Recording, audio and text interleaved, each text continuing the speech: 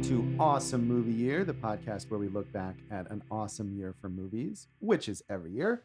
My name is Josh Bell, film critic and writer, and I'm joined by my co-host. I'm Jason Harris. I'm a filmmaker, comedian, world traveler. That one is, you've been lying to us in the last several episodes, but that one's true. Sort of. I like to travel a bit. You've traveled a little in the world. Yeah, I haven't been to places outside of the world. Right. So there you go. Technically, it counts. Yeah. Yeah. So in this season of Awesome Movie Year, we're talking about the movies of 2007. And speaking of world traveling, in this episode, we are looking at our foreign film pick, which is the animated film Persepolis, co-directed by Marjane Satrapi and Vincent Paronnaud, based on the graphic novels by Marjane Satrapi about her experience growing up in Iran in a very tumultuous period of time. Yep. Also, co-production between French and Iranian companies. So we have a little collab going on there. She also lived in France and Austria, and we see parts of that in the film. Yeah, this movie is in French, and it was actually submitted as the best foreign language film Oscar submission from France, although it did not get a nomination. And it's in French with a lot of well-known French actors, including Catherine Deneuve, doing voices in this animated film. Yes, and Catherine Deneuve and her daughter. Yes, Chiara Mastroianni, who is the voice of Marjane. The teenage and adult Marjane, right? Not the child. This movie was a big success for an animated black and white movie about Iran. It made $22.8 million at the box office worldwide. It had premiered at the 2007 Cannes Film Festival, where it was the co-winner of the jury prize. It did not, as I said, get nominated for Best Foreign Language Film at the Oscars, but it did get nominated for Best Animated Feature. However, it lost to Ratatouille.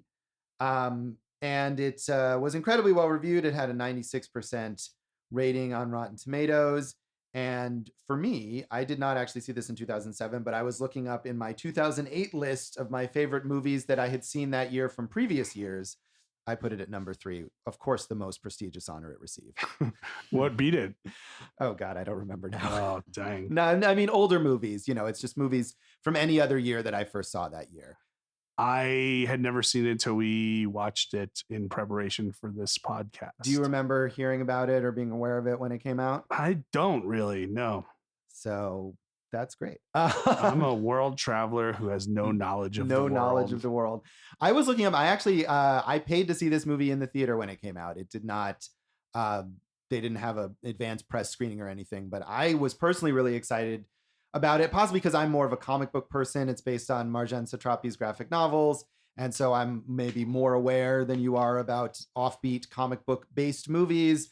And because I'd heard so many good things, I went to see it in the theater. And obviously I liked it very much. Okay, Josh, you don't have to brag about it. No, I'm just saying that's it makes sense that you would have been less into it or less aware of this kind of movie. We Josh Bell, world traveler. Yeah, I am not.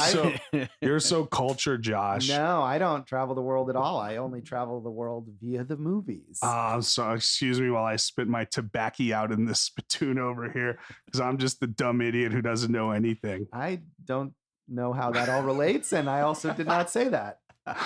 Subtext, Josh. So yeah, subtext. That's what we're all about here at Awesome Movie Year. This was a very well-reviewed movie. Like I said, it had 96% on Rotten Tomatoes. Roger Ebert said, Satrapi, now living in Paris, told her life story in 2 graphic novels, which became bestsellers and have now been made into this wondrous animated film. The animation is mostly in black and white, with infinite shades of gray and a few guest appearances here and there by colors. The style is deliberately two-dimensional, avoiding the illusion of depth in current animation. This approach may sound Spartan, but it is surprisingly involving, wrapping us in this autobiography that distills an epoch into a young woman's life.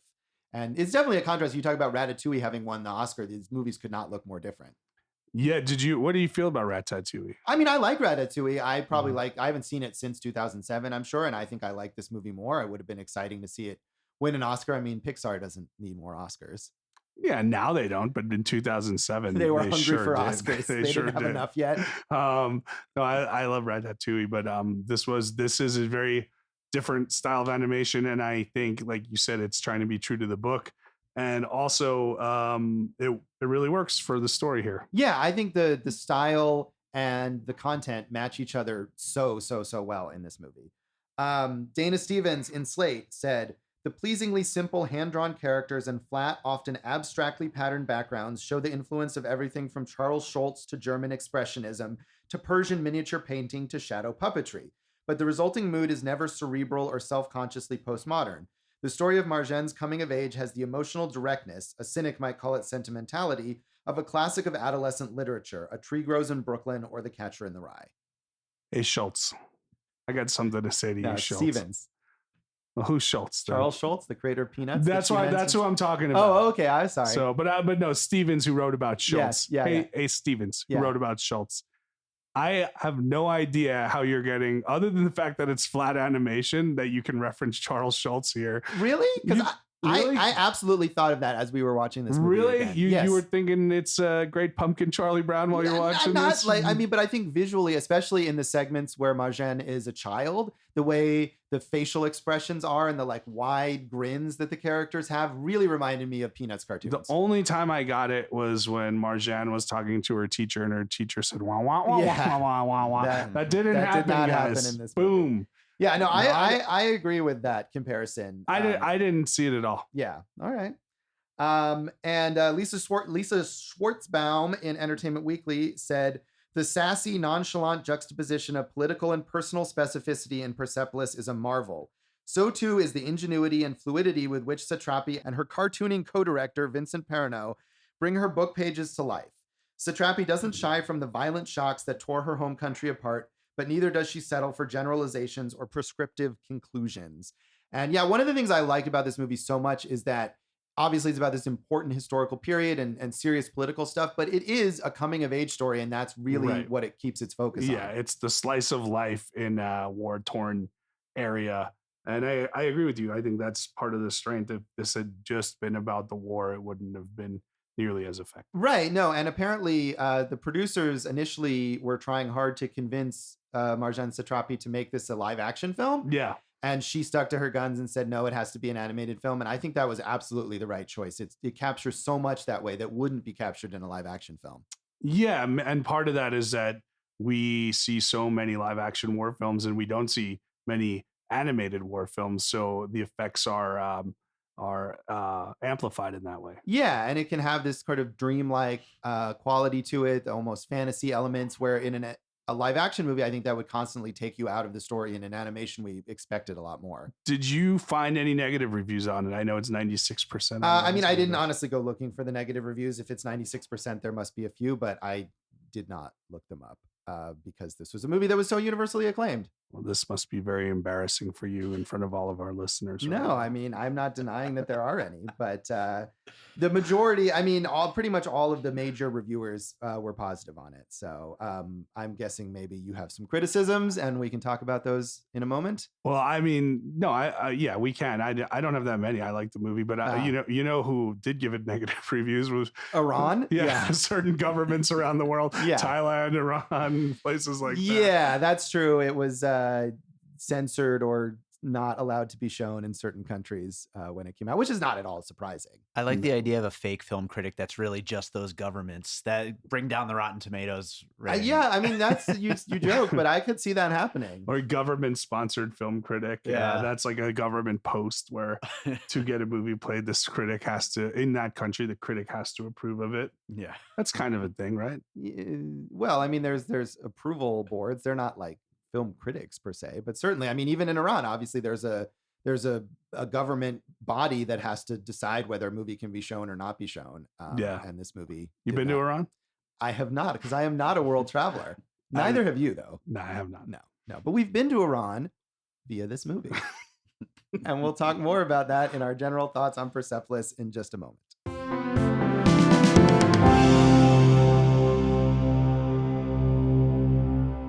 Welcome back to Awesome Movie Year. In this episode of our 2007 season, we're talking about our foreign film pick, Marjane Satrapi and Vincent Paronnaud's animated film, Persepolis. And I love this movie. I get the impression that maybe, Jason, that you didn't feel quite as strongly about it, but I think it's a very good movie. Yeah, I like the movie. I would recommend people watch it, but I didn't love it. I thought it was a good movie. as we talked about, it's based on the graphic novels, and it does kind of have that feel of like the everyday, mundane situations sometimes. So there are times where you're like, is this going to ramp up anymore? Is this going anywhere? And it's just kind of like, just kind of meanders on throughout the course of the film. And that's okay. But you could see how that is also something you can tune out a little. Yeah, I guess so. I mean, I think one of the things that I liked about it so much is that it doesn't, quote, go anywhere. That this is a story about, again, a very, very tumultuous period, a very dangerous period. I mean, a time of revolution and war, and the character of Marjane is theoretically in danger of being hurt or killed or arrested at all sorts of times. And yet this movie really focuses on her emotional development, on her personal life. Whatever we learn about the politics of Iran is always seen through the lens of her personal experience, whether that's her relatives, her uncles who get arrested or imprisoned, or the struggle for her family to maintain its place in society, her struggles to get a visa, or just the way that she has to hide things like the music that she listens to and the romantic relationships that she has. I mean, I felt like this really, it gives you a better sense of history in a way, because you can identify with her as a person, as opposed to like a documentary about the Iranian Revolution. That is something that for me, I would tune out. I think that's fair. But if you're, if I was going to point out perhaps a weakness, those romantic dalliances that she has, they kind of gloss over all of them. It's like, then I met this guy and then this failed because X, Y, or Z. Yeah. And that's it. There's not like a great love story, and that's okay. No, I mean, that's how life is a lot of times. Right. I think. But I just feel like they're just like in there and then they're out of there. And I don't know how much they serve to heighten anything in the film. Yeah, I mean, they're definitely not great romances. I agree with you there. But I felt like that was sort of the point, is that she wasn't able to have something like that. And maybe she yearned for it, and she thought that something like that could be her escape. I mean, we see the guy that she marries, and she decides, this is it. This is how I'm going to get out of here, is we're kind of a team. And then he turns into this lazy, no good schlub. Right, exactly. And so I like that. And there's a great sequence in the movie where she talks about when she's living in Vienna as a teenager, and she is dating this guy, and he's so amazing and he treats her so well, and he's this brilliant writer. And then she catches him cheating on her, and we flash back to all those things that she was describing before, and we see now that he's not considerate and he's not talented. And that's, I think, something you can do really well in animation, is show that contrast without it looking ridiculous. I thought that was really good. I mean, that's if I was going to think of anything to compare that to, the reality versus expectation sequence in 500 Days of Summer really does that effectively. But yes, you're right on that one. That is good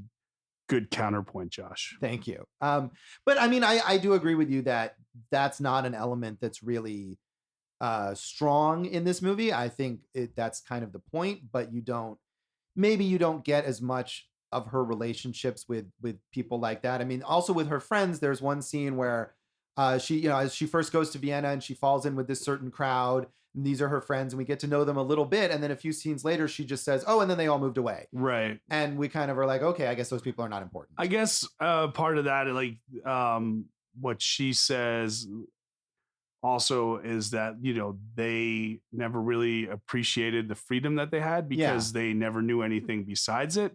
Whereas obviously a child of the Iranian Revolution would appreciate it because of all the persecution in that country. I was going to ask you, because you've read both Persepolis 1 and 2, do you find out anything more about her romantic life in the second one? I mean, not that I recall. It's been a while since I read them. I mean, I think I read them fairly soon after seeing the movie, because I liked the movie so much and I wanted to read the source material. I mean, there is certainly more detail in the books, just because they have more space.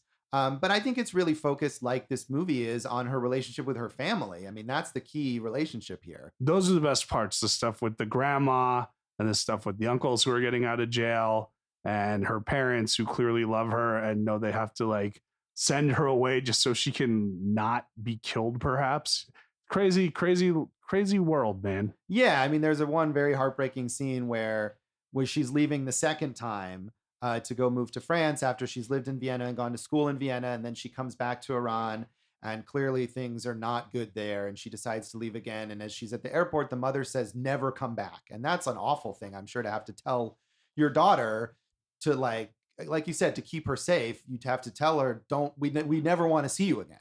Right. And you wonder, like, did the parents ever get to see her again? Which you don't find out. Right. The movie doesn't tell you. I mean, it ends, spoiler or whatever, it ends as she is arriving in France and is uncertain about what her life will entail going forward. Yeah.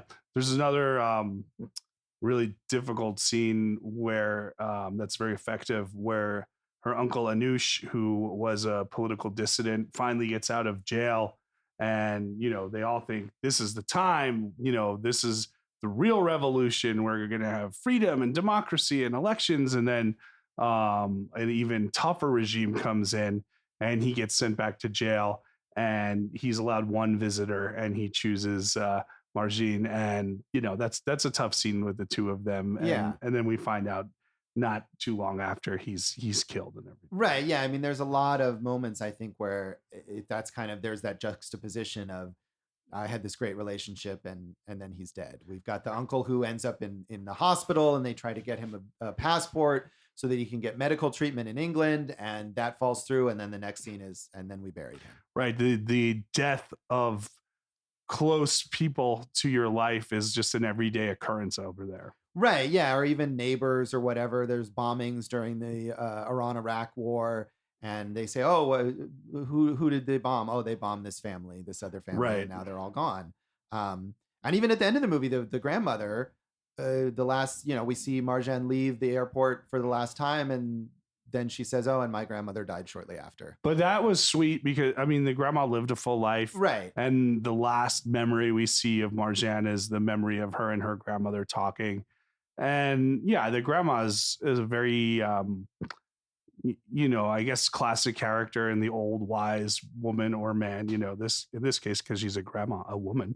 Yeah. But as someone who was so close to my grandparents, like, that was definitely relatable, and how much time you want to spend and how much time you don't get to spend with them because, hey, everyone dies. Everyone dies. That's true. And that's a constant reality in this movie, that people are going to die. And yet at the same time, I mean, we're talking about all these sad things and these depressing things, but this is a very fun movie in a lot of ways. I mean, Marjane herself as a character, even as she's kind of beaten down over the course of life, remains an upbeat person, a positive person. She's always looking for ways to feel free, ways to pursue her own individual happiness.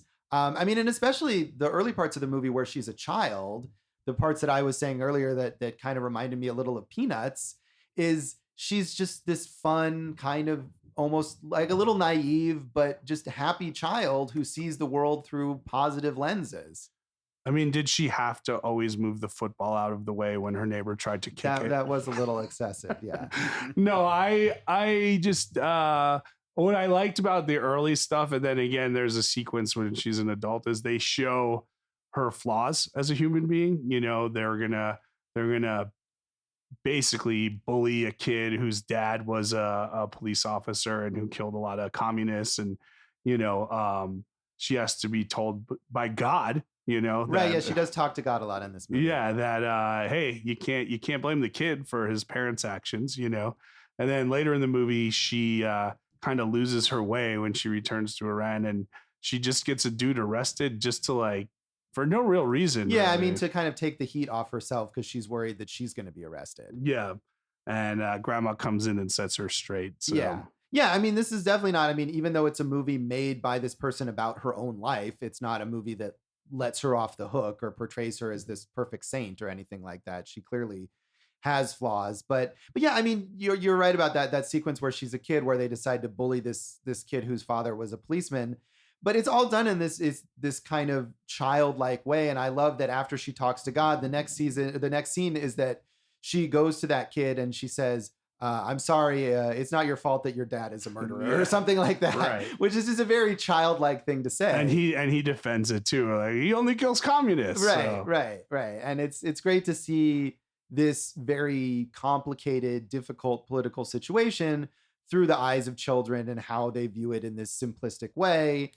There's an earlier scene where she says, she's going to be, I don't know, the emperor or something, and here are the rules. And one of them is The old last women. prophet, man. Right. Yeah. She's the last prophet of God, and here's how she's going to rule. And one of her rules is, well, old women will never suffer. And the grandma says, well, how is that going to happen? And she just says, well, it won't be allowed. And that's the way that kids view these things. Like well, of course, that's all we need. Why are people fighting and dying all the time? Just, we can't allow that. And that over the course of the movie, she's going to get disillusioned about that. It's kind of funny because when you look at the government, and you could say this about any government, they have rules that are just as stupid, but they're just much more cruel. Yes.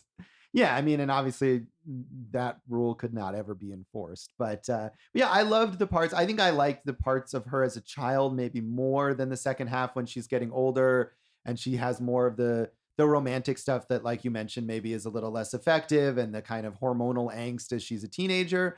But I thought this was a coming of age story, and it shows her development very clearly from a young age until she's a young adult. What I did think was effective in that second part is, so they send her to Austria because she is clearly about to get kicked out of school in Iran, and things aren't going to go well for her there as a free thinker in Iran. So you think she's going to have this wide open Western style life, right? With free thought and expression, and she's got it pretty rough in Austria too. She gets kicked out of like all the places that she lives and ends up homeless for a while, and that's what takes her back to Iran, is that she wakes up in the hospital one day coughing blood, and she's like, I guess being in a war with my family is better than this, Right. Yeah. And then there is that contrast too, where she goes from this Islamic Republic and they send her to Vienna, and where does she end up living? Is it some sort of like convent with all these Christian nuns and who are not exactly more tolerant than, maybe a little more tolerant, but still it's from one religious intolerance to another. Right. I also like that they did show the quote unquote underground activities in Iran where people were trying to find ways to have fun, even though basically everything was outlawed, whether it's dancing or wine or this or that. So it's nice to see the human spirit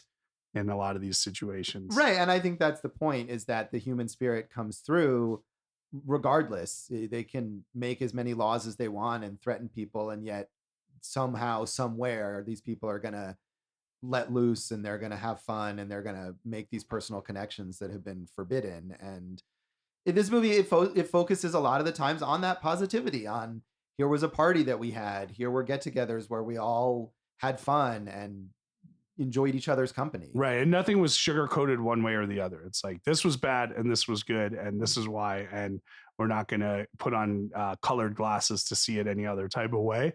One thing I also wanted to bring up was, we've talked about the look, we've kind of talked about the story and the feel. I thought the soundtrack, the music was very good by Olivier Bernet. Yeah.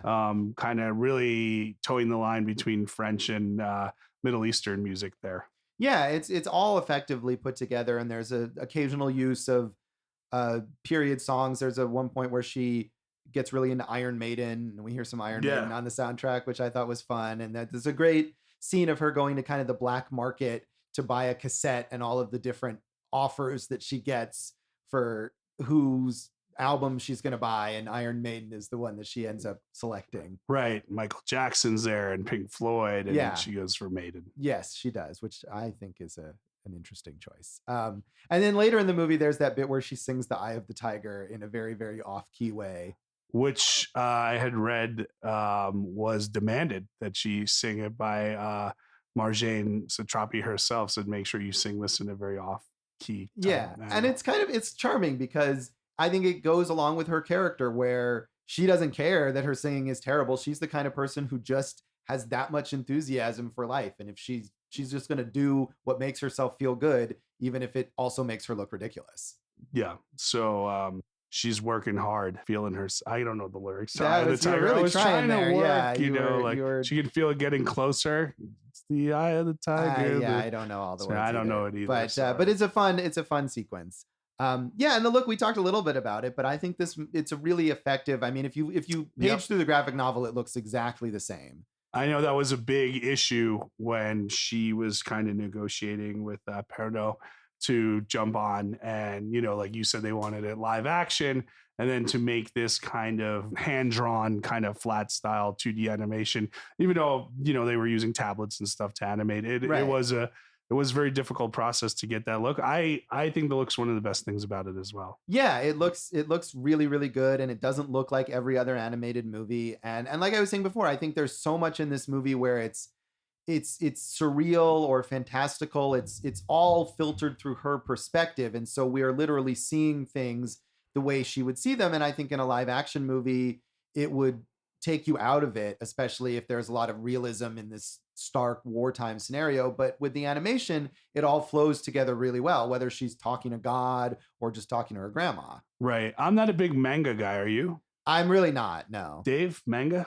No, not for me. Because I feel like, that was when I was doing the reading on it, you could say that a lot of people said this was manga influence. So yeah, I mean, I think I can see that. And or the way the movie is in sort of an anime influence, even though it doesn't look like an anime, but I think that heightened style of being able to shift back and forth between realism and fantasy and have it all flow together is something that you do see in a lot of anime and a lot of Japanese animated films. Yeah, when you can pinpoint a style, like, I remember you and I back in the day, we saw a French animated movie, The Triplets of Bellevue, right? Belleville, yeah. Yeah, Belleville. And about 3 old lady triplets, right? And I still remember that style of animation, even though I clearly didn't remember the title. Yeah. But it's cool when you can do that, when you can really hone in on a style that sticks in your mind.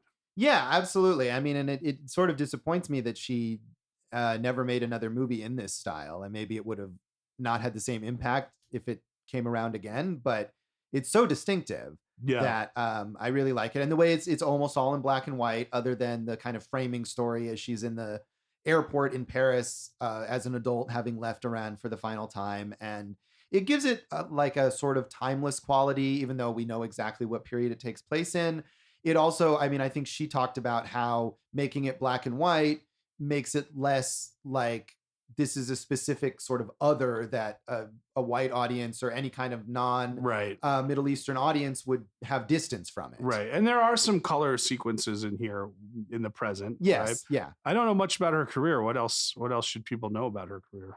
Well, we can talk about that in the legacy, and she's kind of shifted from being a graphic novelist to being a filmmaker. But really, for me, I like, as from a comics perspective, Persepolis was the first thing that she did that got like international recognition. I think maybe the first thing she did that was translated into English, that was known outside of France. And it was a huge sensation. I mean, the graphic novels, again, I was very well aware of those before they decided to make a movie about them. And I think still those books are often, because of their female perspective and the historical coming of age story, they're one of those graphic novels that a comics fan would say to someone who hasn't read comics before, start with this. It's really accessible. I also love the title, Persepolis. Yeah. Do you want to talk about that? You can go ahead and say, what do you like about well, because it's Persepolis is like kind of this, it was a real city, but this mythical idea of what a Persian city should have been. So you're playing that idea of the crumbling empire, what's going on and all there, with like these nice memories that she has of the life that she had at some points in time. Right. And yeah, I mean, everyone has a childhood, and hers happened to take place here, and you can't divorce one from the other. Everyone has a child. Thank you. Yeah, that was my important observation here. If you know anyone who hasn't had a childhood, let us know here at Awesome Movie Year, and we'll interview that person. Yeah, that's but I mean, I think that everyone has childhood experiences that are colored by what's going on around them, and you can't separate one from the other. Your environment is a character of your upbringing, for sure. Yeah, I think so. And this movie really conveys that very, very well. So did you have any other final observations on Persepolis, what you took away from it? Well, we watched it in the original, French language version. They obviously have other languages that it's been translated into with voiceovers. And I kind of want to watch it in English because the uncle that we talked about, Uncle Anoush, played by Iggy Pop in the English version. I saw that. That's strange. Yeah, I mean, this was a big deal enough movie that they obviously recruited some famous people to do the dubbed version in English. And I don't know, like I said, I saw this in the theater and I definitely saw it in French. So I'm not sure how widely released the English language version was versus the French version, but I think you can get them both on home video right now.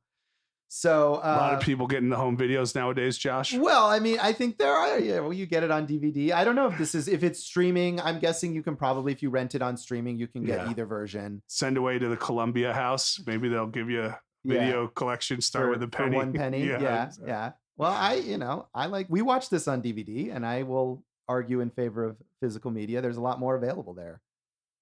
Okay. Yeah. So out of 5, bombs? Corrupt regimes. Yeah. What do you want to rate this? I give it 3 corrupt regimes. 3 out of 5. Yeah. I give it a 4 out of 5. Like I said, I really like this. I remember liking it a lot when I saw it the first time, and I just was really impressed with it again. I think it's a great movie. We mentioned that Catherine Deneuve plays the mom, and we mentioned that her daughter, Chiara Mastroianni. Yeah, I just wanted to get her name out there. Yeah, they do. And Danielle Darrieux, who plays the grandmother, has played Catherine Deneuve's mother in a bunch of other French films, I believe, although they're not actually related. So it's a whole kind of generational thing going on. That's pretty cool. Yeah, it is pretty cool. So we'll come back in a moment and talk about the legacy of Persepolis.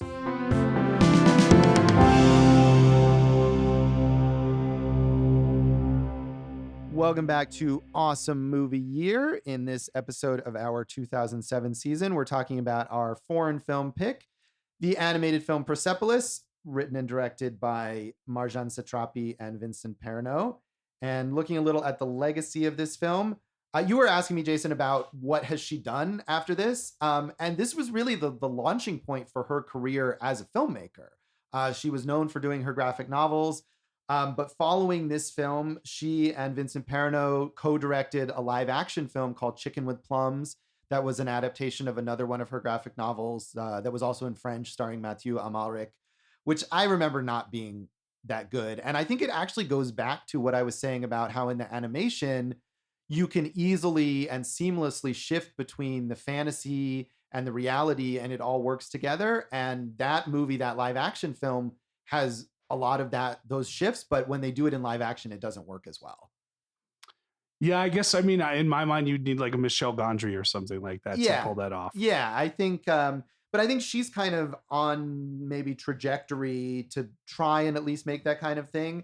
After Chicken with Plums, which she again co-directed with Vincent Paronnaud, she started working on her own and directed The Voices starring Ryan Reynolds, which is a very strange film. Have you seen that movie, Dave? No, I haven't either.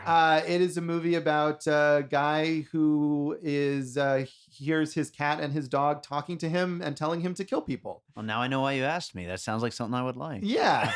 Something you relate to, Dave? Yeah, absolutely. It's a weird movie. And it's played, I mean, Ryan Reynolds is obviously a guy who does a lot of kind of snarky comedy stuff, and it's played with that snarky comedy element, and then it gets very dark because he does in fact kill a bunch of people. But spoiler alert. Yeah, another movie that shifts back and forth between reality and fantasy and surrealness. Are the animals in this real animals, or are they some type of artistic interpretation of animals? No, I mean, it's a live action movie and the animals are real. I think they have like CGI moving mouths. It's been a little while since I saw it. It was, again, a movie that I feel like didn't quite work, but you can see how she's trying to capture some of those qualities of graphic novels in film. And it was interesting to me to see her next project, which is supposed to be released next year, is a biopic about Marie Curie starring Rosamund Pike, which sounds like a very straightforward and perhaps dull project for her to take on. Well, that sounds like a remedy for going off in the leave me alone. All right. Well, we'll look forward to that film next year. Other legacy stuff. You mentioned the fact that it was banned or censored in a bunch of other countries. I found that interesting. Iran, it was obviously censored or banned in. They finally let it play, but they cut 6 scenes because of sexual content.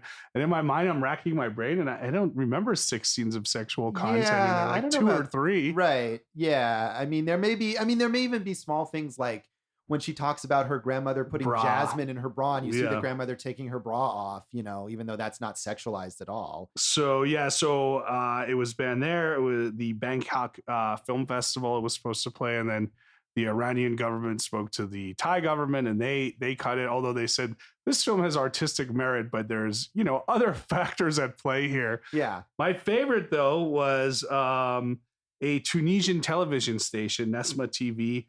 The owner Nabil Kourai, he played this movie, and it caused a huge protest and an uproar, and he was arrested, and everyone thought he was going to get like a real stiff penalty and maybe a jail sentence, and they're like, just pay us $1,700 and we'll let you go. And that's what happened. Well, that's good, because we don't want to see people get arrested and jailed for showing films. I mean, that sounds like a book that maybe Satrapi would write. So yeah, maybe. And so, yeah, it's not surprising. I mean, it's weird. Iran has a long history of great filmmakers. I mean, Abbas Kiarostami, Mohsen Makhmalbaf, and all these people, and Jafar Panahi, who's currently under house arrest in Iran and is banned from making films for 20 years and has been smuggling out these films that he made so that they can play at international film festivals. You have a favorite Iranian film that you've seen? I mean, well, I don't know if it would count. Abbas Kiarostami's Certified Copy, which is, I mean, he's Iranian. That movie is in French and English it stars Juliette Binoche, but that is just an amazing, amazing film. We might do a best of the decades somewhere down the road. And in looking back at the movies of this decade recently, I had that as probably my number 2 movie of the decade. It's just a fantastic movie. Whoa. Do you have a favorite Iranian movie? movie? What was it? Children of God? Children of God? Do you know what I'm talking about? I'm not sure. It's about a little boy who has a very acute talent for being long distance runner. Do you know what I'm talking about? I don't. I'm not familiar with this film. And it's it's like one of those things where like the village realizes he has a talent, but he's poor, and like they all kind of try to help him reach his potential. Are you looking it up, Dave? Is it Children of Heaven? Children of Heaven. There you go. I was close. So yeah, God and Heaven. It's all the same. So it was probably City of God, Children of Heaven. It all runs together. No, Children of Heaven. Good movie, worth checking out. Yeah, I'm not familiar with that, so I will have to check that out. Who directed that, Dave? That was Majidi. All right. Yeah. There we go. All right. And I mean, the other thing I would think of is Jafar Panahi. If you want to talk about a movie that actually is in Iran, his movie Offside, which is about female soccer fans trying to get into the all-male soccer stadium in order to see a game being played. And I think that actually has some similarities with Persepolis, where it's about trying to have fun and get some enjoyment under this horrible regime. So amazing films from Iran. And the only other thing I wanted to mention legacy-wise is, this movie was nominated for a Best Animated Feature Oscar, although it didn't win. And I feel like now, going forward in that category, even though, of course, Pixar and Disney and DreamWorks always get nominated, there's usually at least 1 or 2 of these smaller level, hand-drawn 2D movies that get in that category. And this was the first nominee since 2005 of that traditional animation style. Howl's Moving Castle. Did you ever see that movie? I haven't. That's a Miyazaki. We were talking about anime. That is right in there. And Miyazaki is someone who definitely mixes realism and surrealism very freely. I will say this part of the legacy, speaking of hand-drawn animation, it was parodied on The Simpsons. Oh, was Persepolis, it? Oh, nice. I missed that. That's great. Yeah, I mean, I think this movie did make a pop culture impact, even if Jason Harris didn't hear about it when it came out. I feel like at the time, if I remember correctly, like every biggest snubs of the Oscars thing was about this not getting nominated for best foreign. Yeah. It was. I forgot to mention this earlier. But it was nominated for the best foreign language Golden Globe. Right. But it lost to The Diving Bell at the Butterfly, which is a very good movie. Listen. Perhaps I was on one of my many worldly adventures. That's true. Maybe if you were at a remote monastery in Tibet and you weren't hearing movie news. Maybe I was in a country where it was banned at the time. Who's to say? Yeah. Who's to say? The important thing is that you caught up with it now, and we talked about it on this podcast. We learned so much about Jason on this show. We do. I try to be an open book for the listeners. I'm honest about it, and it's sometimes last episode was about exposing the wounds. This one's about healing. Oh, that's beautiful. So that's Persepolis, and that's this episode of Awesome Movie Year. You can check us out on social media. We are on social media because we're with the trends. AwesomeMovieYear.com, Awesome Movie Year on Facebook and Instagram, Awesome Movie Pod on Twitter. And you can check Jason out on social media too. Yeah, I'm on the social media because I'm with the trends. Jason Harris Comedy or Jay Harris Comedy on Facebook, Instagram, and Twitter. And go for Jason.com on the World website. Wide Web. Yeah.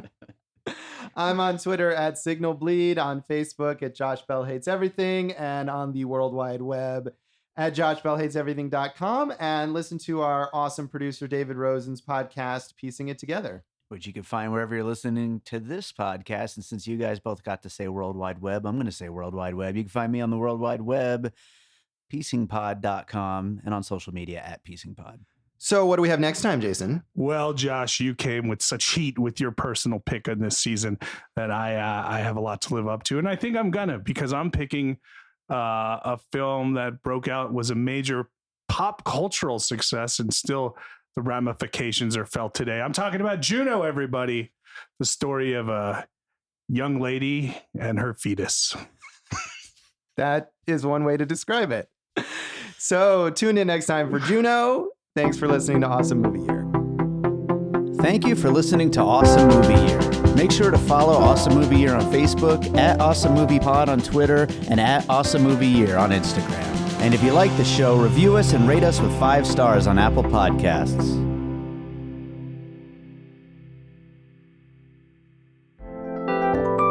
And all points west.